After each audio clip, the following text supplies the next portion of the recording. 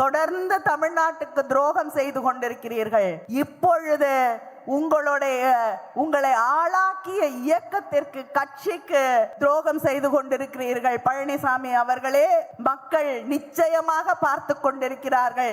எந்த காலகட்டத்திலும் உங்களை மன்னிக்க மாட்டார்கள் என்பதை நீங்கள் புரிந்து கொள்ள வேண்டும். அவருக்கு குடியரசுனா என்னன்னு தெரியாது, ரிப்பப்ளிக்னா என்னன்னு தெரியாது, கவர்னர் தெரியல, முதலமைச்சர். அவர் ஏன் அவர்கிட்ட அவரை அழைச்சு அங்க பேச வைக்கிறாங்கன்னே எனக்கு தெரியல. ஏன்னா வேற வழி இல்லை. ஆனா உங்களுக்கு எல்லாம் அங்க ஒருவேளை சட்டமன்றத்துல பொழுது போகுதோ என்னமோ தெரியல எனக்கு. ஆனா பொறுமையாக சகித்து கொண்டிருக்கிறார் அண்ணன். வருகிறார், ஒவ்வொரு ஆண்டும் வருகிறார். அங்கே சட்டமன்றத்திலே வந்து அங்கே கொடுக்கப்படக்கூடிய வாசிக்க வேண்டிய தமிழ்நாடுடைய பாலிசி நோட்டை படிக்க மாட்டேன் அப்படின்ட்டு ஏதாவது ஒரு காரணம், இது சரியில்லை அது சரியில்லை, தேசிய கீதத்தை பாடல. ஏன் வராரு? பாட மாட்டாங்கன்னு தெரியும், நான் வரலன்னு சொல்லலாம். ஒவ்வொரு ஆண்டும் அங்கே வந்து தேர்ந்தெடுக்கப்பட்ட பிரதிநிதிகள், தேர்ந்தெடுக்கப்பட்ட முதலமைச்சர் சொல்லுவதை செய்ய முடியாது என்று இந்த மக்களை, இந்த நாட்டின் மக்களை, அரசை தேர்ந்தெடுத்திருக்கக்கூடிய மக்களை ஒவ்வொரு ஆண்டும் அவமதித்து விட்டு செல்லக்கூடிய ஒரு நிலையை நாம் பார்த்து கொண்டிருக்கிறோம். இந்த நாட்டில் கவர்னர்களுக்கு, நாடு முழுவதும் இருக்கக்கூடிய கவர்னர்களுக்கு ஒவ்வொரு ஆண்டும் கிட்டத்தட்ட 700 கோடி செலவழித்துக் கொண்டிருக்கிறோம். இந்த 700 கோடியை எத்தனையோ பிள்ளைகளுடைய படிப்பிற்கு, அவர்கள் வாழ்க்கையை முன்னேற்றுவதற்கு நாம் செலவழிக்க முடியும். ஆனால் ஒவ்வொரு ஆட்சியையும், பிஜேபி இல்லாத ஆட்சியையும் கஷ்டப்படுத்த வேண்டும், அந்த மாநிலத்தை சேர்ந்த மக்களை அசிங்கப்படுத்த வேண்டும், அவமானப்படுத்த வேண்டும் என்று இந்த கவர்னர்களை அங்கே இருக்கக்கூடிய ஒன்றிய அரசாங்கம் பயன்படுத்தி கொண்டிருக்கிறது. தன் 14 வயதில் கைகளில் தமிழ் கொடி ஏந்தி ஓடி வந்த இந்தி பெண்ணே, உன்னை எதிர்த்து நிற்கிறேன், நீ நாடி வந்த கோழைகள் வாழக்கூடிய நாடு இதுவல்ல என்று கையிலே தமிழ் கொடி, வில், புலி, கயல் பதித்த கொடியை ஏந்தி இந்த மண்ணிலே, இதே தஞ்சை தரணியிலே தமிழையும் தன்மானத்தையும் வளர்த்த தலைவர் கலைஞர் அவர்களுடைய மண்ணிலே வெல்லும் தமிழ் பெண்கள் என்ற இந்த மாநாட்டை நடத்த எங்களுக்கெல்லாம் அனுமதி அளித்திருக்கக்கூடிய நம்முடைய அண்ணன் முதலமைச்சர் அவர்களுக்கு என்னுடைய நன்றியை முதலிலே உரித்தாக்குகிறேன். டபுள் என்ஜின் என்கிறார்கள். உங்களுடைய திராவிட என்ஜினுக்கு முன்னால் இந்த டபுள் என்ஜின் எல்லாம் டிஃபங்க்ட் என்ஜின், காலாவதியான என்ஜின், டெபக்கிள்ட் என்ஜின், தோல்வி அடைந்த என்ஜின், டிஸ்பேர்ட் என்ஜின், விரக்தி அடைந்திருக்கக்கூடிய என்ஜின் என்று ஒவ்வொரு நாளும் நிறுவி காட்டிக் கொண்டிருக்கக்கூடிய எங்களுடைய திராவிட நாயகரே, திராவிட மாடல் ஆட்சியின் தலைவரே, அண்ணன் தளபதியே, உங்களை இந்த மாநாட்டிற்கு வருக வருக வருக என்று இங்கே இருக்கக்கூடிய அத்தனை சகோதரிகளின் சார்பிலே வரவேற்று, அதே நேரத்திலே இந்த வாய்ப்பிற்கு மீண்டும் என்னுடைய நன்றியை நான் தெரிவித்துக் கொள்கிறேன். ஆழ்கடல் ஆர்ப்பரித்து, நீல ஆடை விடுத்து, கருப்பும் சிவப்பும் தரித்து ஓடி வந்து புகுந்தது போல் கூடியிருக்கும் மகளிர் அணி சிங்க பெண்களே, உங்கள் அத்தனை பேருக்கும் என்னுடைய வணக்கத்தை, நன்றியை தெரிவித்துக் கொள்கிறேன். வெல்லும் தமிழ் பெண்கள் என்ற இந்த மாநாட்டை இரண்டாவது மாநாடாக தஞ்சை தரணியிலே நடத்தக்கூடிய வாய்ப்பை நம்முடைய முதல்வர், கழக தலைவர் அண்ணன் அவர்கள் நமக்கு அளித்திருக்கிறார்கள். இதற்கு முன்னால் கொங்கு மண்டலத்திலே இதே போல ஒரு மாநாடு நடைபெற்றது. அந்த மாநாட்டின் எழுச்சி, அதை விஞ்சக்கூடிய அளவிற்கு எழுச்சியோடு, தஞ்சாவூர்னா என்ன, யாருக்கும் குறைந்தவர்கள் இல்லை, எல்லாரையும் தாண்டி நிற்கக்கூடியவர்கள் என்று காட்டக்கூடிய அளவிற்கு எழுச்சியோடும் அதே ஆர்வத்தோடும் இங்கே இந்த மாநாட்டை நாம் நடத்தி கொண்டிருக்கிறோம்.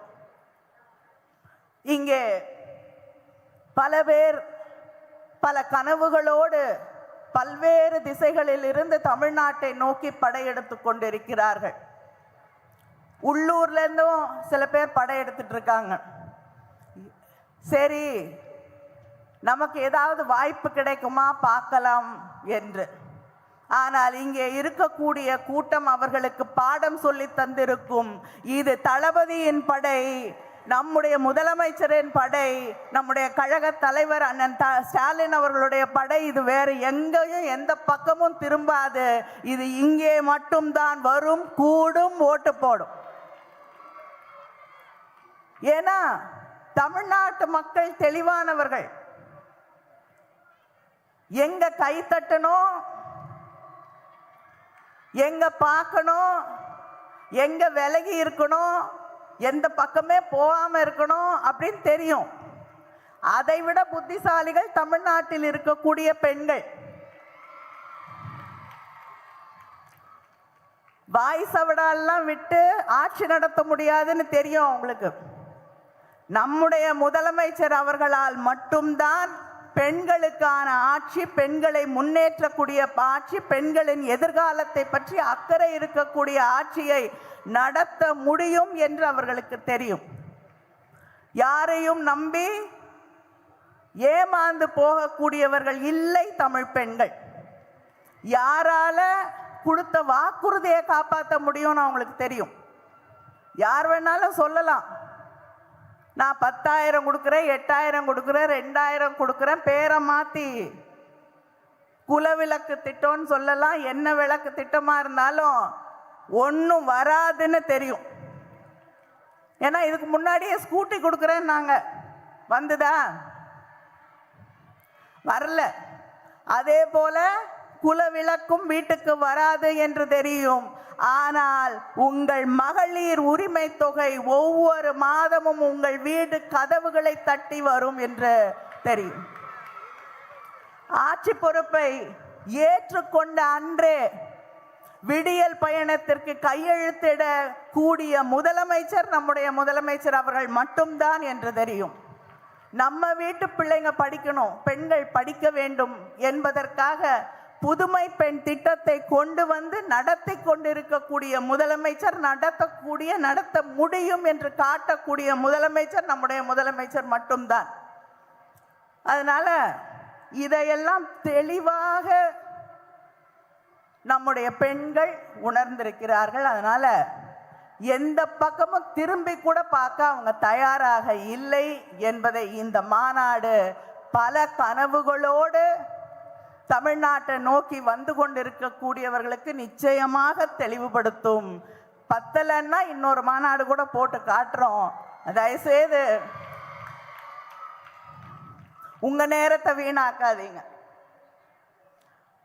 அது மட்டும் இல்லை, வரும் பொழுதெல்லாம் டபுள் என்ஜின் அதுதான் இந்த நாட்டுக்கு நல்ல என்ஜினுங்கிறாங்க. எனக்கு தெரிஞ்ச அந்த என்ஜின் என்னைக்குமே வேலை செய்ய அது என்ஜினாக தான் இருக்கு, ரிப்பேர் மாடல் என்ஜினாக தான் இருக்கு. நான் சொன்னது போல டெபக்கிள் என்ஜினாக தான் இருக்கு, தேராத என்ஜினாகத்தான் இருக்கிறது. ஏனென்றால் நம்முடைய திராவிட மாடல் என்ஜினை எடுத்துக்கொள்ளுங்கள். குஜராத்தில் மொத்தம் மருத்துவக் கல்லூரிகள், அரசு மருத்துவக் கல்லூரிகள் என்று எடுத்துக்கொண்டீர்கள் என்றால் 6 தான். ஆனால் தமிழ்நாட்டில் அரசு மருத்துவமனைகள் 2000க்கு மேலே இருக்கு. அதற்கான படுக்கை வசதிகள் கிட்டத்தட்ட 1 லட்சத்தை தொட்டு கொண்டிருக்கிறது. உத்தரப்பிரதேசத்தில் பார்த்தோம், கோவிட் நேரத்தில் அங்கே மக்களை மருத்துவமனைக்குள்ள அனுமதிக்க கூட முடியலை. வெளியில் ஆட்டோலையும் வண்டிலையும் டிராக்டர்லையும் படுத்து கிடந்தார்கள். 1 லட்சம் படுக்கை வசதிகள் மக்களுடைய ஆரோக்கியத்திற்காக, நலனுக்காக சாதித்து காட்டி இருக்கக்கூடிய ஆட்சி திராவிட என்ஜின் ஆட்சி. அதே போல தமிழ்நாட்டில் தான் தொழில் வளர்ச்சி அதிகம். கிட்டத்தட்ட 38,000 தொழிற்சாலைகளுக்கு மேல் இருக்கக்கூடிய மாநிலம் தமிழ்நாடு. அதுல உதய் பேசும் பொழுது குறிப்பிட்டது போல அந்த தொழிற்சாலைகள்ல வேலை செய்யறதுல 42% பெண்கள். தமிழ்நாடு தான் மின்னணு ஏற்றுமதியில முதலிடம், ஜவுளி ஏற்றுமதியில முதலிடம் இருப்பது தமிழ்நாடு. வேற எந்த என்ஜினும் டபுள் என்ஜினும் இந்த சாதனை எல்லாம் செய்யவில்லை. பெண்களுக்கு எதிரான குற்றங்கள் என்று தமிழ்நாட்டை பார்த்து சொல்கிறார்கள். நீங்க ஆட்சி செய்து கொண்டிருக்கக்கூடிய டபுள் என்ஜின் ஆட்சிகளிலே, அந்த மாநிலங்களிலே தான் பெண்களுக்கு எதிரான குற்றங்கள் அதிகமாக இருக்கிறது. அதை தாண்டி சமூக மேம்பாட்டு குறியீடு, சோஷியல் ப்ராக்ரஸ் இண்டெக்ஸ், அது ஒரு மாநிலத்தில் இருக்கக்கூடிய மக்களுடைய அடிப்படை தேவைகள், தண்ணீர், காற்று, வீடு, அடிப்படை உரிமைகள், கல்வி போன்ற அடிப்படை உரிமைகள், அவங்களுடைய உடல் ஹெல்த் இண்டிகேட்டர்ஸ், இது மக்களுடைய பாதுகாப்பு, கருத்தை வெளிப்படுத்தக்கூடிய உரிமை, இதையெல்லாம் கணக்கில் எடுத்துக்கொண்டு கணிக்கக்கூடியதுதான் சோஷியல் ப்ரோக்ரஸ் இண்டெக்ஸ், சமூக மேம்பாட்டு குறியீடு. அதுல மிகப்பெரிய மாநிலங்களிலே முதலில் இருப்பது தமிழ்நாடு. எல்லாத்தையும் சேர்த்து ஒருங்கிணைச்சாலும் முதல்ல இருக்கிறது தமிழ்நாடு. பெரிய மாநிலங்களை கணக்கு எடுத்துக்கிட்டீங்கன்னா, அதுக்கு முன்னாடி இருந்தீங்கன்னா புதுச்சேரி, கோவா போன்ற சின்ன சின்ன மாநிலங்கள் நமக்கு முன்னாடி இருக்கலாம். ஆனால் பெரிய மாநிலங்கள்ல முதல்ல இருக்கிறது தமிழ்நாடு தான். உங்களுடைய டபுள் என்ஜின் இருக்குல்ல, உத்தரப்பிரதேசம், மத்திய பிரதேசம், ராஜஸ்தான் எல்லாம், அது எங்க வருது தெரியுமா? 30, 31, 32, 33 இறங்கிக்கிட்டே போகுது. இதுதான் டபுள் என்ஜின் செய்திருக்கக்கூடிய சாதனை. அதே போல இங்க 23ஆம் தேதி மிகப்பெரிய அளவிலே நம்முடைய, மன்னிக்க வேண்டும், 2-3 நாட்களாக உடல்நிலை சரியில்லை, ஆனாலும் உங்களை பார்க்க வேண்டும் என்று எங்க அப்பா சொன்ன வழியில, அண்ணன் சொன்ன வழியிலே இங்கே நான் வந்திருக்கிறேன். இங்கே உரையாற்றி எல்லாரையும் கேள்வி கேட்டுவிட்டு நம்முடைய பிரதமர் அவர்கள் சென்றிருக்கிறார்கள். அவர் குஜராத்தோடைய முதலமைச்சராக இருந்த பொழுது 2012 இந்திய ரூபாய்க்கு அமெரிக்க டாலர் 56 ரூபாய் கொடுத்தா $1 வாங்க முடியும். அப்பொழுது என்ன சொன்னாரு? ஏன் இந்திய பணத்தோட மதிப்பு இறங்கிக்கிட்டே போகுது, நல்ல ஆட்சி நடக்கவில்லை, நல்லவர்கள் கையிலே ஆட்சி இல்லை, திறமையானவர்களிடம் ஆட்சி இல்லை, நம்ம சுத்தி இருக்கக்கூடிய அத்தனை நாடுகளை விட இந்தியா மோசமாக ஒரு நிலையிலே இருக்கிறது, இங்கே நடந்து கொண்டிருக்கக்கூடிய ஆட்சிதான் இதற்கு காரணம் என்றார். டெல்லியில ஒன்றிய அரசாங்கம் இவர்கள் நடத்தக்கூடிய ஆட்சிதான். இன்னைக்கு டாலருடைய $1 எவ்வளவு ரூபாய் தெரியுமா நம்ம கொடுக்கணும்? 92 ரூபாய். டாலருக்கு எதிராக இந்திய ரூபாயோட மதிப்பு ஏறி இருக்கா, இறங்கி இருக்கா? இறங்கி இருக்குல்ல. அப்ப உங்களுடைய ஆட்சி இன்னும் மோசமாக இறங்கி இருக்கா இல்லையா? தனியா ஆட்சி நடத்துற இடத்துலயும் ஒன்றும் பண்ணல. அதே போல நீங்க நடத்தக்கூடிய ஒன்றிய அரசிலும் உலகத்திலே இருக்கக்கூடிய ஒரு மதிப்பீட்டாக இருக்கக்கூடிய அந்த டாலர், அமெரிக்கன் டாலருக்கு எதிராக இந்திய பணத்தோடைய மதிப்பு இறங்கி கொண்டே போகிறது. இப்படிப்பட்ட ஒரு ஆட்சியை நடத்தி கொண்டிருக்கக்கூடிய நீங்கள் எங்களை பார்த்து கேள்வி கேட்கிறீர்கள், எங்களை பார்த்து கேள்வி கணைகளை தொடுத்து இந்த ஆட்சியை மாற்றி காட்டுவேன் என்று சபதம் விடுகிறீர்கள். நான் ஒன்றை சொல்லுகிறேன், நீங்க எந்த கனவுல இங்க இறங்கினாலும் நிச்சயமாக சரியான பாடத்தை தமிழ் பெண்கள் உங்களுக்கு சொல்லி தருவார்கள். இது குடியரசு தினம். குடியரசு என்றால் மக்களால் தேர்ந்தெடுக்கப்பட்ட ஆட்சி, ரிப்பப்ளிக்.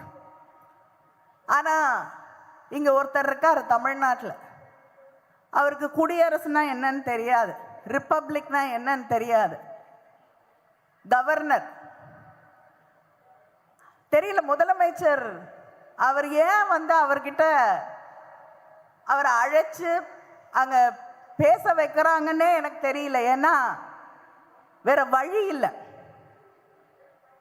ஆனா உங்களுக்கெல்லாம் அங்க ஒருவேளை சட்டமன்றத்தில் பொழுது போகுதோ என்னமோ தெரியல எனக்கு. ஆனா பொறுமையாக சகித்து கொண்டிருக்கிறார் அண்ணன். வருகிறார், ஒவ்வொரு ஆண்டும் வருகிறார். அங்கே சட்டமன்றத்திலே வந்து அங்கே கொடுக்கப்படக்கூடிய வாசிக்க வேண்டிய தமிழ்நாடுடைய பாலிசி நோட்டை படிக்க மாட்டார். படிக்க மாட்டேன் அப்படின்ட்டு ஏதாவது ஒரு காரணம், இது சரியில்லை அது சரியில்லை, தேசிய கீதத்தை பாடல, ஏன் வராரு? பாட மாட்டாங்கன்னு தெரியும், நான் வரலன்னு சொல்லலாம்.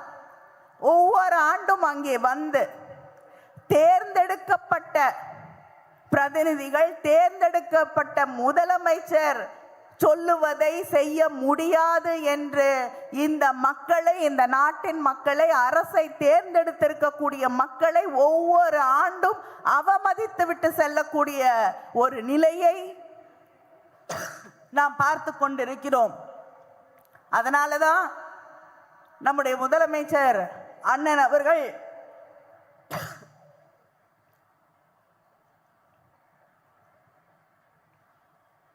இத படிக்கவே வேண்டாம், கவர்னர்கள் இதை படிக்கவே வேண்டாம் அப்படின்னு சொல்லி மாற்றம் கொண்டு வர வேண்டும் என்று கான்ஸ்டிடியூஷனை மாற்றணும் அப்படின்னு தீர்மானம் கொண்டு வந்திருக்கிறார்கள். நான் இன்னொரு தீர்மானத்தையும் நாம் ரொம்ப நாளா சொல்லிக்கிட்டு இருக்கோம், இந்த கவர்னரே வேண்டாம்,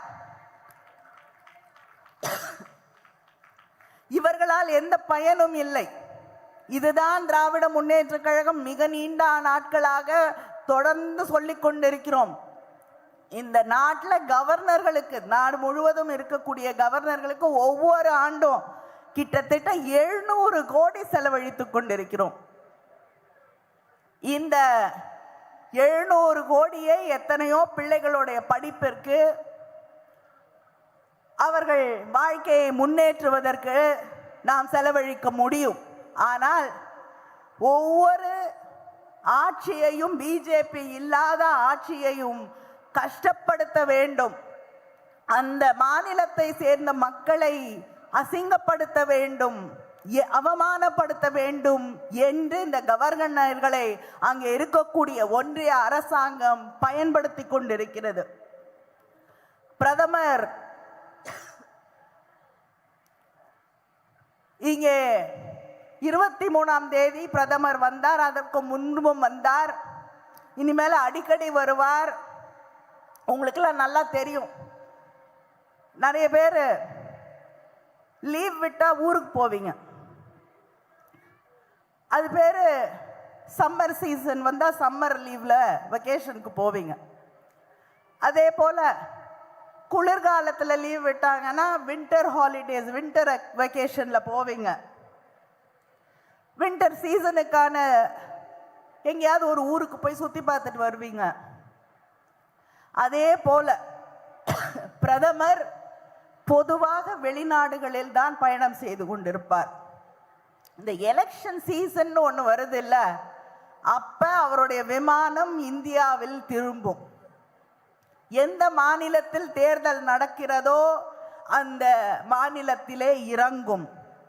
அதனால் நம்முடைய பிரதமர் எலெக்ஷன் சீசனுக்கான ஒரு டூரிஸ்ட் பிரைம் மினிஸ்டர் தான் நம்முடைய பிரதமர். அதனால அந்த டூரிஸ்ட் பிரைம் மினிஸ்டர் சமீபத்தில் இங்கே வந்தார், பேசினார், 45 நிமிஷம் பேசினார். அந்த 45 நிமிஷத்துல பல முறை முதலமைச்சருடைய பேரை சொன்னாரு, திராவிட முன்னேற்ற கழகத்தின் பெயரை சொன்னார். பல எதிர்க்கட்சிகளின் பெயரை எல்லாம் சொன்னார். ஆனா ஒரே ஒரு கட்சியோடைய பெயரை மட்டும் சொல்லல. அது அதிமுக. மேடையிலே நிற்கிறார் எடப்பாடி பழனிசாமி. 45 நிமிடம் பேசிய பிரதமர் அவருடைய கட்சியோடைய பேரை சொல்லவே இல்லை. எங்களுக்கெல்லாம் என்ன கவலைன்னா, உங்க பேரு சொல்லாத பேராவே போயிட போது, தயவு செய்து ஜாக்கிரதையாக இருங்கள். அப்படி ஒரு கட்சியின் பெயரையே நிராகரிக்கக்கூடிய இடத்தில் நீங்கள் கூட்டணி வைத்துக் கொண்டிருக்கிறீர்கள். தொடர்ந்து தமிழ்நாட்டுக்கு துரோகம் செய்து கொண்டிருக்கிறீர்கள்.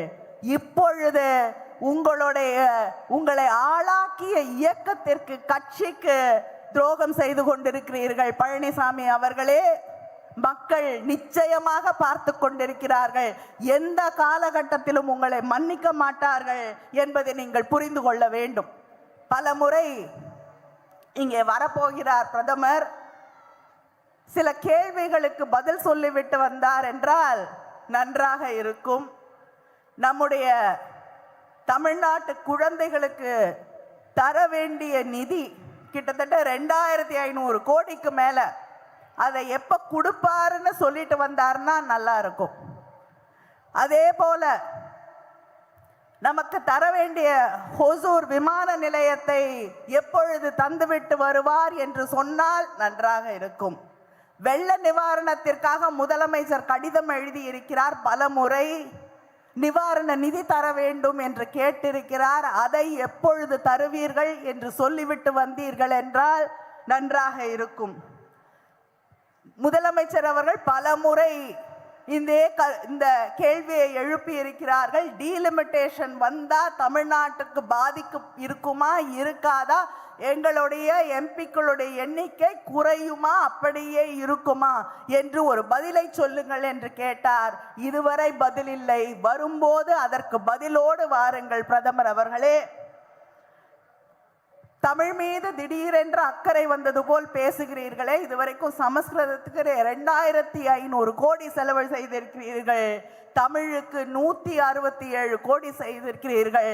அந்த இரண்டையும் ஒன்றாக்கி விட்டு வாருங்கள் பிரதமர் அவர்களே. தொடர்ந்து தமிழ்நாட்டின் திட்டங்களை நிறுத்த, தமிழ்நாட்டுக்கு தர வேண்டிய நிதியை நிறுத்திவிட்டு, இங்கே சீசனுக்கு சீசன் வந்து இங்கே தேர்தல் பிரச்சாரம் மட்டும் செய்துவிட்டு தமிழ்நாட்டு மக்களை வஞ்சித்து கொண்டே இருக்கக்கூடியவர்களோடு கூட்டணி வைத்து கொண்டிருப்பவர்கள் யார் என்பதை தமிழ்நாட்டு பெண்கள் புரிந்து கொண்டிருக்கிறார்கள். இவர்கள் யாருக்கும் இந்த தமிழ் மண்ணிலே இடமில்லை என்பதை நாம் காட்டுவோம். இங்கே இருக்கக்கூடிய ஒவ்வொரு சகோதரியும் ஒரு தேர்தல் பிரச்சார பீரங்கியாக ஒவ்வொரு வீடாக தேடி சென்று நம்முடைய சாதனைகளை சில புரியாதவர்கள் இருந்தால் அவர்களிடம் எடுத்து சொல்லுங்கள். அவர்களுடைய எதிர்காலத்தை பாதுகாத்துக் கொள்ள சொல்லுங்கள். நன்றி, வணக்கம்.